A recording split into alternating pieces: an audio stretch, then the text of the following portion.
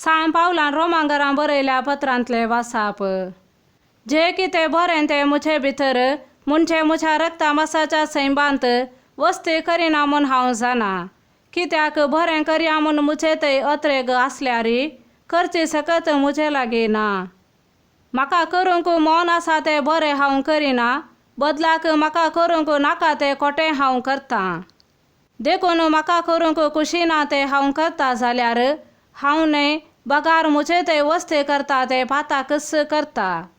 देखून हो एक नियम मुझे थंय दिसून येता, हांवें बरें करूंक मौन केल्ल्या वेळारी वायटच म्हाका आपणाशी ओडटा। म्हज्या काळजाचे गुंडायेंत देवाच्या नियमशास्त्रा विशांत हांव संतोसतां, पूण म्हजी विचार शक्ती पसंद करता त्या कायद्या विरोध झुजतलो आनी एक कायदो म्हज्या कुडी विश्वांनी वस्ती करता तें म्हाका दिसता।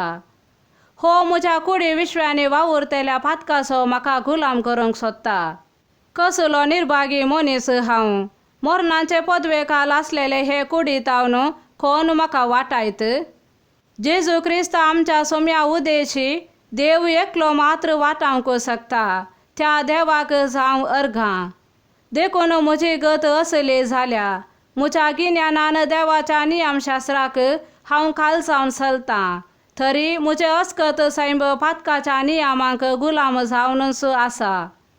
देवाचे उतार हे सां लुका प्रमाणे जेजू क्रिस्ताचे शुभवार्ता।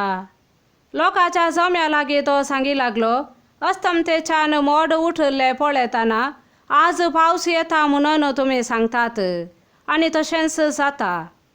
दक्षिणेचे वारें वाळूंक लागले म्हणटना आज कठीण धग आसतली म्हूण तुमी म्हणटात आनी तशेंच जाता। कपट्यानो, मळबाचे आनी धरणेचे लक्षण पारखूंक तुमी जाणात जाल्यार हो काळ पारखूंक तुमकां कळना कित्याक? न्यायनितीचे कितें ते तुमीच कित्याक चिंतून पळयनात?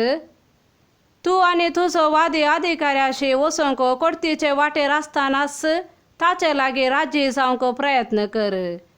नांतर वादी तुका निती करता अधीन करीत आनी निती करता तुका आमीन अधीन करीत आनी आमीन तुका बंदेंत घालीत। हांव तुका सांगतां, पयशाक पयसो फारीक करीसर थंयसो तूं भायर सरचो नाय। देवाचे उतार हे।